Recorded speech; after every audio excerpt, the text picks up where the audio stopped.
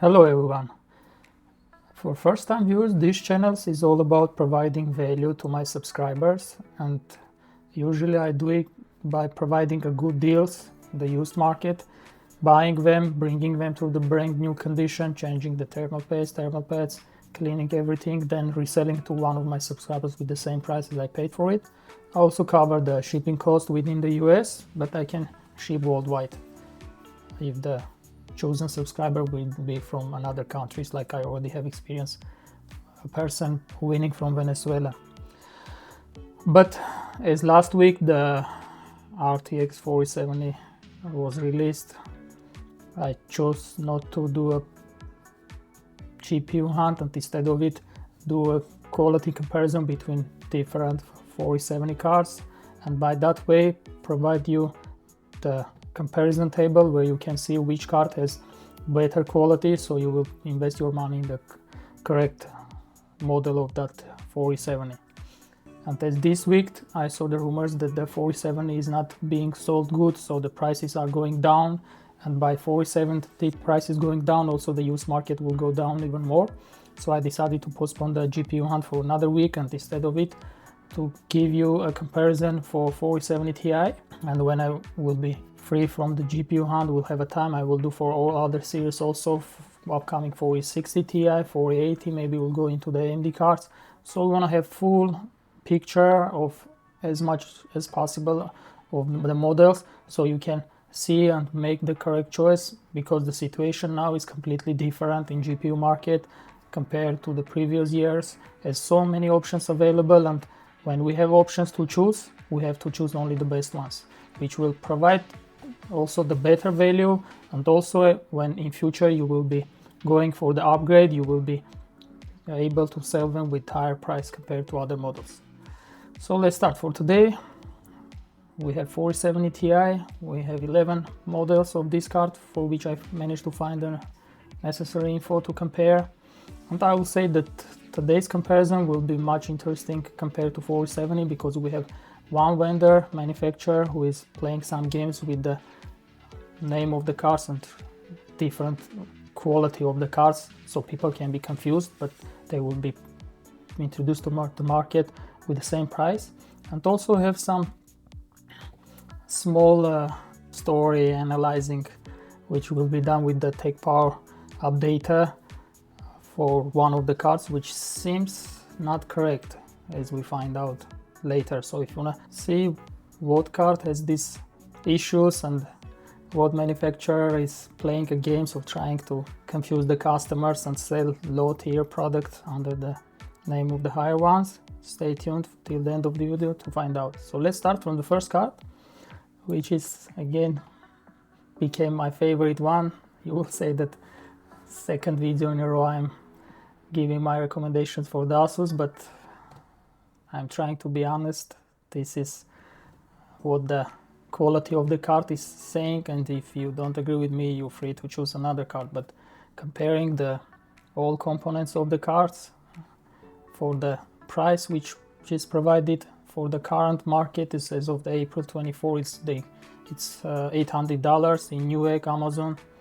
This is my favorite card from the bunch. And also the chart have been upgraded. I added the fan types, as not all cards have the similar fan structure. One is using the ball bearing, the second manufacturer choosing to go to the cheaper route and by using the sleeve bearing, which has shorter lifespan, at least in the same conditions if it will be used. Also I included the fuse column here, and only the Gigabyte card has the fuses on the PCI Express lane, so if they will go bad, there is a low chance of damaging your motherboard, as the fuses will trigger the safety mechanism. So let's start from the Asus. So the Asus is here. It's not written it's an overclock version, but on the box I can see it's an OC version, which currently could be sold by a little bit higher price, but as the difference between OC and regular one is only the firmware, which can be upgraded from the Tech Power Up database, I don't see any point of paying more for the OC version, so we'll be comparing the regular one. with the assumption that you can upgrade it to the OC, and if the regular one has lower power limit, the OC one has a 314 watts power limit, so you can just upgrade and have that power limit unlocked. But again, the regular one could have similar power limit. Here I'm just getting the data from Tech Power Up. So I like the design, I like the compactness of this card. This is the shortest card from all today's models. Has a back plate which also has thermal pads on it, so acting some sort of the cooling, as it's made of the metal. We can see that it's cooling the VRM chips from both sides, and also VRM chokes, which is the main reason why it's getting very good component cooling rating. And in Reddit, some people were confused with these components, good, bad, okay. They were thinking that it's a component quality, but this is only the component cooling, as it's under the subsection of cooling. And the VRM chips quality is this column. So it has a good cooling, directly connected with the fins or radiator. Also it has a cooling from the back, again from through the metal back plate.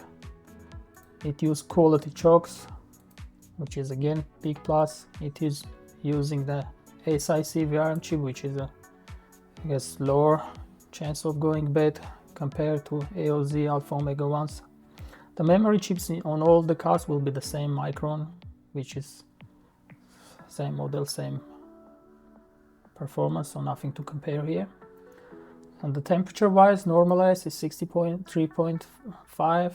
The noise level is pretty good in standard case, but if you want even silent operation, you can go like 69 to or even 70 degree here and get like below 30 noise level. There is some room for the power limit, more than enough power phases, and $800 currently in the market, and double ball bearing fans. So this is my number one recommendation out of all the cards. But let's go to the next one, and then you will see by yourself why this is my number one for the price. I also will give you my number two recommendation. So the second one is a Gigabyte Gaming OC. Again, nice looking card, but a little bit longer. And here we have some thing to investigate a little bit. As you can see, the backplate doesn't have thermal pads for the cooling, but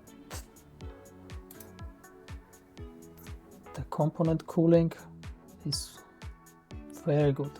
And that's one of the reasons why, if we will see the normalized results, the temperature is higher than Tough, because even though it looks like a solid cooling, but the better the component cooling, the more heat is being transferred to the chokes, to the VRM chips, to the radiator, and it's getting warmer and cannot keep the GPU die cooler.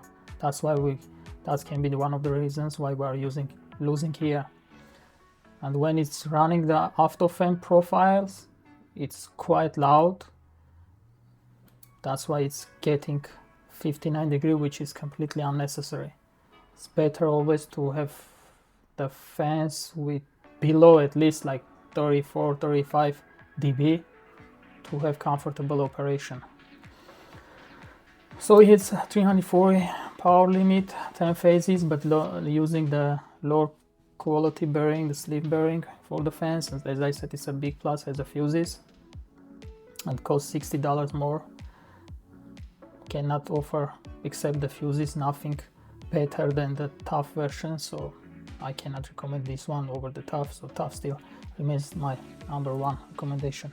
But one interesting thing, we can see that here it's using the same Tough manufacturer VRM, and if we look at the board, we have a VRM chip here. Let's do this way to make it side by side so you can see what I'm talking about. So we have a VRM chip here, which is responsible for the memory voltage, and from this connector we can easily see that this is the bottom part, this connector being connected here. this is the screw hole, which is here, and here is missing the thermal pad. So this VRM chip doesn't have a connection. We cannot even see a residue on the thermal pads, but I don't know, maybe it's fall down, maybe it fall down in the factory or when people was tearing down a Tech Power Up, I don't know. But I managed to find another card of Gigabyte with the similar radiator. As we can see, the radiator is the same, everything is the same, the layout, thermal pads, but here we can see that that thermal pad is in its place. In this picture we can see the placement of thermal pads, so it was here, but I don't know, maybe in the factory at the process of putting together it fall off, because sometimes when you turn the upside down it can fall down, so maybe it fall off and they didn't notice it, or maybe it fall down in the Tech Power Up office when they were turned down, but I think they would notice it and put it back. So at least this is only for this unit, let's hope. So in normal condition it has all thermal pads, all VRMs are cooled, only the backplate doesn't have the cooling, but still we can see it has very good memory temperatures, but nothing which can make it, at least for me, to recommend it more than the Tough one. So the second one I found in Russian forums, it's Aorus Master, top of the line, $150 more compared to the Tough one. Runs a little bit cooler. This is their top of the line. Again, has a fuse here, has a SiC VRM chips, has 2 more phases compared to Gaming OC, and use the ball bearing in the fans, but still it's loud. It has just 1 more phase compared to the Tough one. It costs $150 more. It has 366 power limit, which if you will compare the overclocking results in Tech Power Up, doesn't give any correlation with the overclock results, as in case of PNY we'll see that even though this card doesn't have any power limit headroom, still can beat some of the cards which has more than this card power limit. So this is only for the modding, when you want to mod your card to get more voltage and go some higher numbers, but for regular consumers it's not so important. So you paying $150 more to get only the fuse, I will say, and 1 more phase, which is again not big deal. Components cooling on the good level. The memory, again, below 70, I put everything green because it doesn't matter. If it's below 70 degree, then you're good to go. You don't have, even below 80, okay, but just in comparison, if it's below 70, I will mark everything green. So let's watch the cooling. Again, same as Gaming OC, every piece of VRM chips, VRM chokes, everything is cooled. And again, that's why the core is running 58 with the noise of 41.5, which is the noisiest card out of the bunch. And again, this is not good. You have to decrease the noise level by increasing the temperature on the GPU. At least you can go up to the 70. Still, it's a comfortable level. So paying $150 more, I cannot recommend this card. It's still way overpriced. So the next one, Inno3D iChill X3.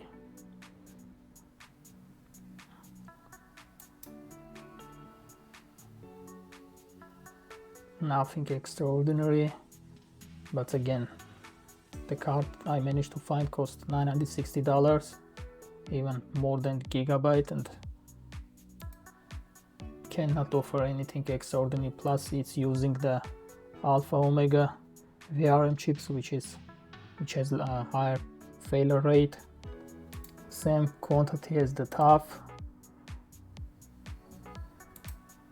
Temperatures little bit less, but the noise high, so if we'll equalize, they will be comparable to the Tough one.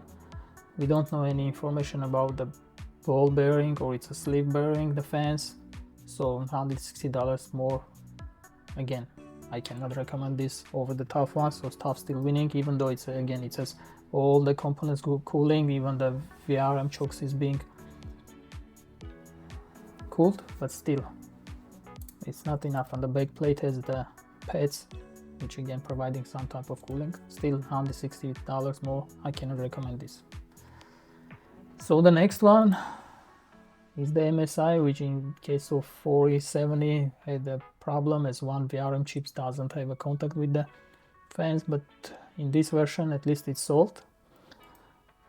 They put the sound pads for the VRM chokes to have a contact here, but VRMs is being cooled through this metal piece, which is connected to the radiator with the screws. It's not soldered, so that's why I'm putting OK, because the heat dissipation is not on the good level compared to the cards, which is direct contact with the heatsink of the radiator. But at least compared to the 4070, this is covering all the VRM chips, nothing is missing, and even the chokes is being cooled. Again, but using the Alpha Omega VRM chips, which is not as good as the Tough versions. So what we are having here? We're having $30 more than Tough. Temperatures again comparable. Ball bearing as a Tough. Normalized temperatures almost the same. Number of phases less and the quality of phases lower. So what's the meaning of buying this card? And it's, if it costs $30 less, maybe I will say you can decide to buy this card because of only this VRM chips quality is missing, but it's more, so again, no meaning. So the next one is the MSI Supreme, their top of the line card. Nice looking card. Similar cooling of components. You see the chokes have contact with the heatsink, and again the VRM chips being cooled through this metal piece, and the backplate has the pads at least to dissipate some heat. Again, I put OK rating because there is no direct contact with the radiator. It's going through the screws and providing less heat dissipation. So these two cards is again using similar same PCB, just several phases more, and again using Alpha Omega, so I guess it's making their production easier. Again using ball bearing, running a little bit cold compared to the Tough normal results, but again it's not that thing that you have to pay $150 more for 2 degrees difference, plus the worst components and one more phase, and this power limit again doesn't mean much for the regular consumers. So again, I cannot recommend this one. If you want to spend $950, I would say go with the Gigabyte. You will get the fuse and again good cooling, but don't recommend neither of them. So the next one is the Palit Gaming Pro OC version. Nice looking card with some lights on it. Again, VRM chips being cooled through the metal piece, that's why it's getting the OK rating. But other than that, all chokes are cooled. Backplate doesn't have thermal pads on it. Let's see the board. The board using quality components, NCP, but it has only 9 phases and no info about the fan bearing types. Costs $50 more. Run again couple degree cooler than Tough, so again it's losing to the Tough.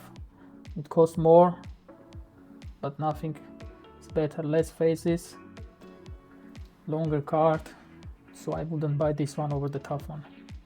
And Tough chokes for the VRM is much better quality than this one.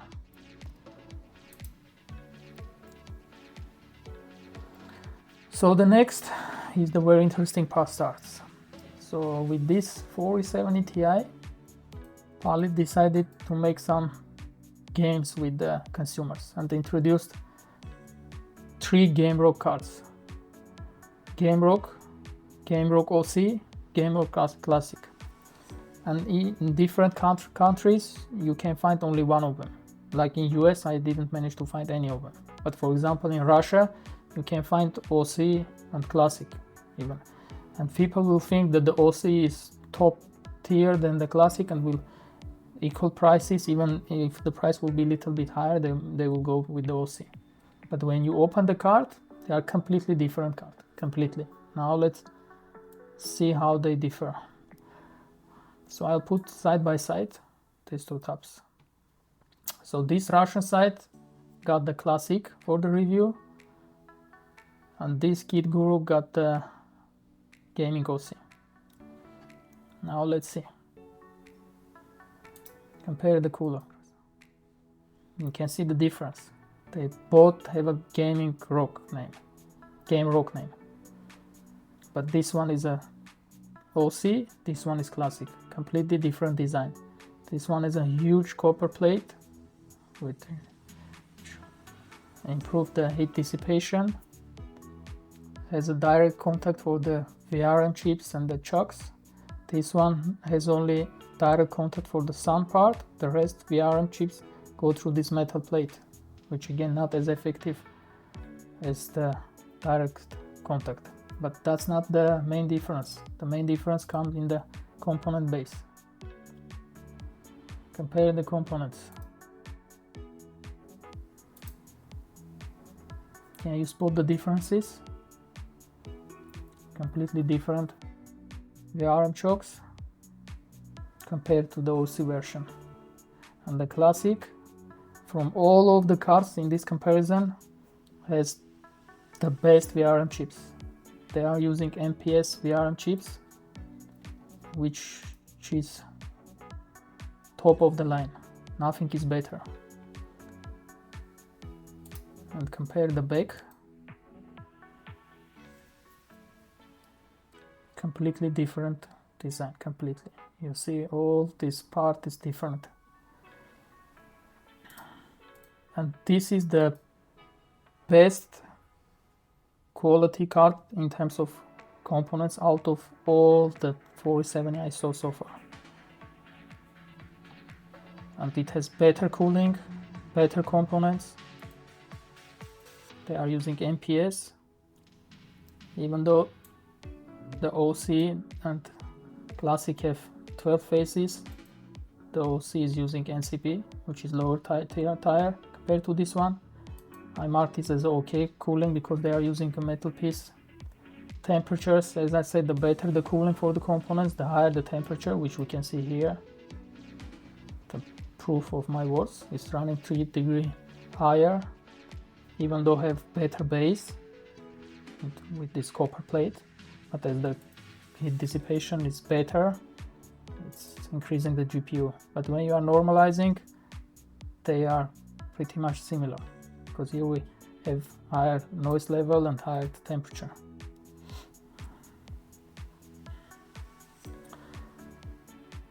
So if you manage to find this card for 900 and want something the top tier, but again for 4070 Ti I don't see much meaning. If it was like 4090, I will say okay, go with this, paying extra to getting the MPS. But with 4070, when the consumption is around 300 watts, 12 phase. But again, like if you want the best of the best, this is the GameRock Classic. So don't be confused if it's an OC or just a GameRock. Nothing extraordinary, don't even bother paying extra, but for Classic you can pay. The next is my second favorite card from the bench. It's a PNY XLR8. It has the lowest noise level, you can see 27.5. Around the coolest when we bring everything the same. Has a good cooling, missing here only some pads for the chokes. That's why it's not very good, but good. For these 3 VRM chips, the chokes being cooled through the air coming through the fins. That's why I couldn't put the very good rating. But the backplate has a thermal pad, so it's providing some sort of heat dissipation. And you're paying $50 more, getting even more silent card, lower noise than Tough version. Don't have any power limit left, has fewer phases, but again NCP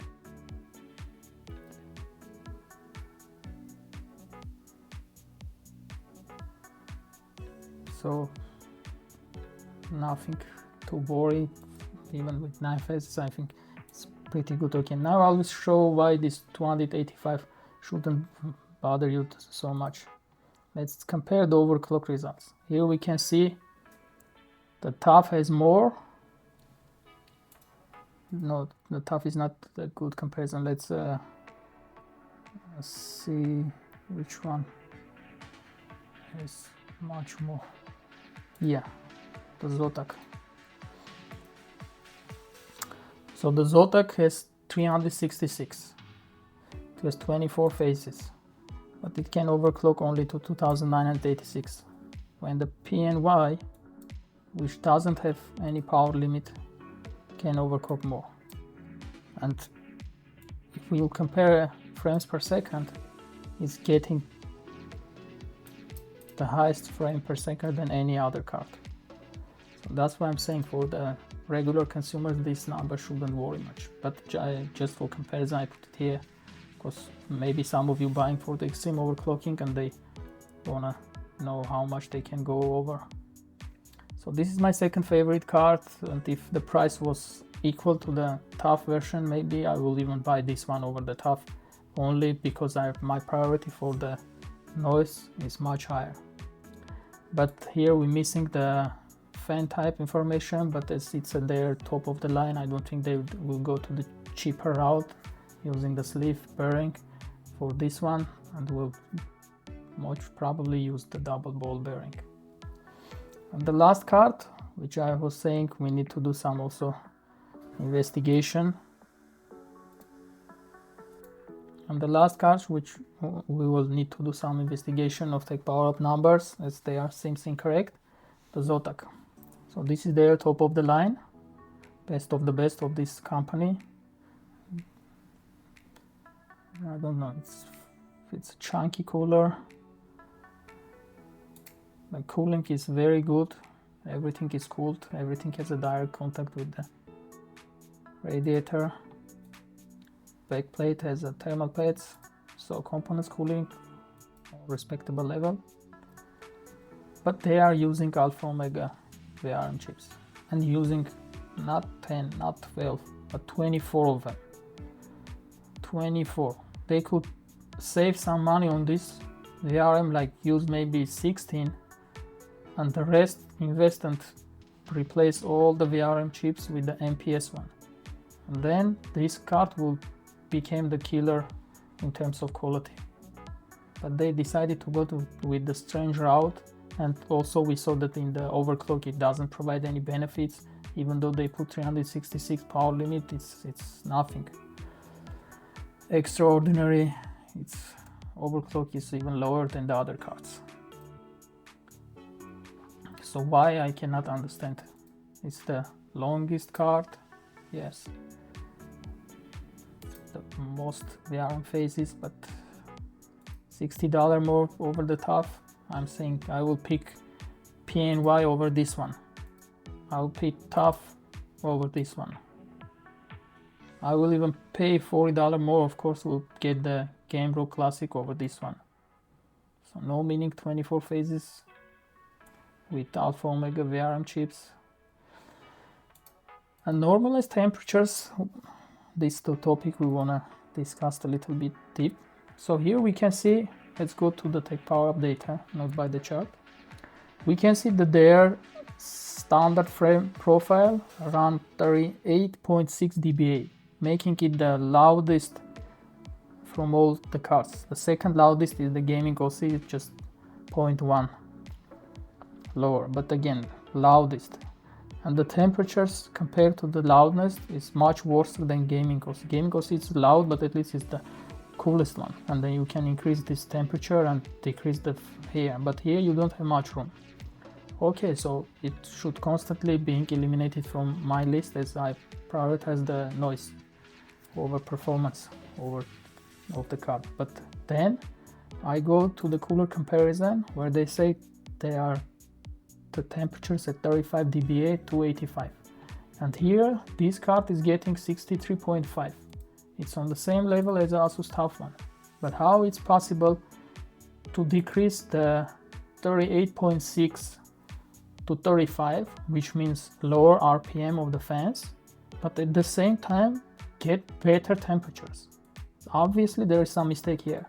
So I start digging and try to find out what is the real numbers, because I hardly can believe that this number is correct. So if this number is incorrect, then what is the correct number and how we can find that correct number? So I find the Russian review sites. Let's translate.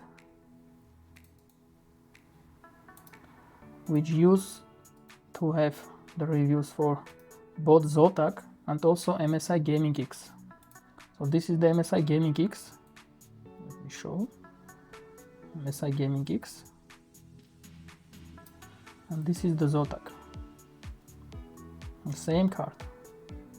So they have obviously same test bench for these two cards. And here when they are comparing the noise level, this is the Zotac. We can see the card on the auto fan profile reaching 67, which is comparable to the 66 of Tech Power Up, but getting 32 dB. Obviously this 32 dB can be in different environment. There could be some noises which is not captured. Can be different explanation why it's 32. We cannot just take this 32 dB and apply here, put it here, take power up and make it compare to other cards. But here we have a Gaming X. The Gaming X, we see that it's a 36 dB. In Take Power Up, the Gaming X is 31.7. And in Take Power Up, if we besides the noise level, because the noise is generated by the fans, we look to the fans RPM. So the fans 1500 RPM, generating 31, 32 dB. Here the fans are 1700. That's why it's loud compared to the Take Power Up data. That means the room temperature is different. So the test bench is different. Maybe it's in the closed case, I don't know.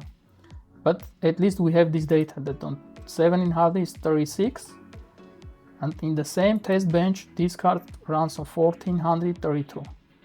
And in Tech Power Up we can see that it's running 1400, but it's 38.6, which means if the fans are not faulty, because maybe the fans were faulty, but if the fans were faulty, then the normalized temperature should be also different, because they will make more noise. They will need to decrease the fan even more to get to the 35 dB, and this temperature should be even higher, which is not possible unless they have two different cards and make the normalized testing with the other cards and then use this testing with another one. So this is definitely incorrect. And from comparing this data, where the card running 1700 generating 36 and this one 1432, and they have just 1 degree difference, 68, 67. So it should be more or less within like comparable to the Gaming X dBA. So this cannot be as loud as it's mentioned here. So this is the one which I would like you pay attention. This is not as loud as it's shown on the Tech Power Up data, and my assumption from the Russian comparison, it should be equal to the Gaming X or even a little bit lower. So we need to manually maybe put 31, at least let's put the same figure. But again, $60 more than Tough, similar normalized temperature, similar component cooling, no information about fan type, but again it's the top of the line. I think it should be the double ball bearing. Similar noise level,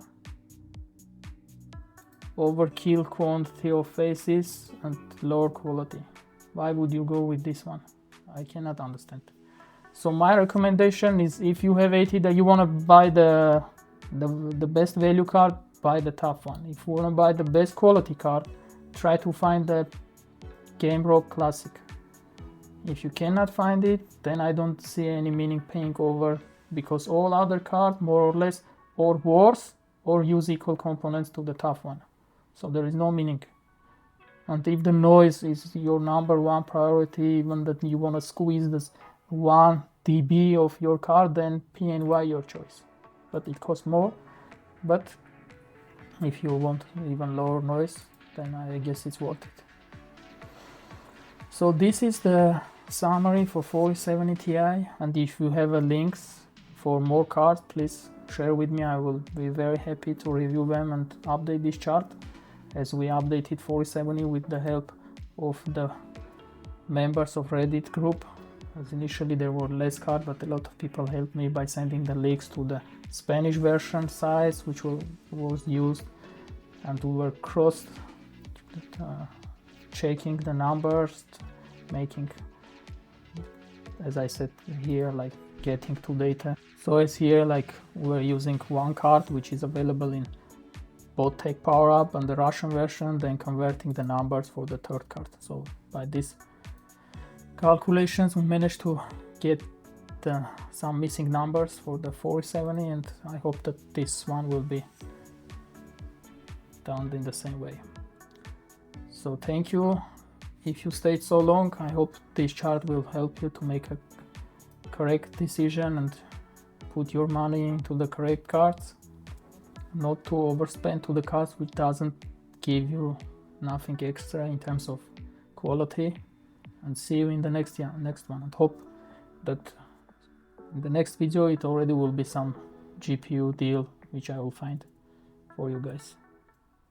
Thank you and bye.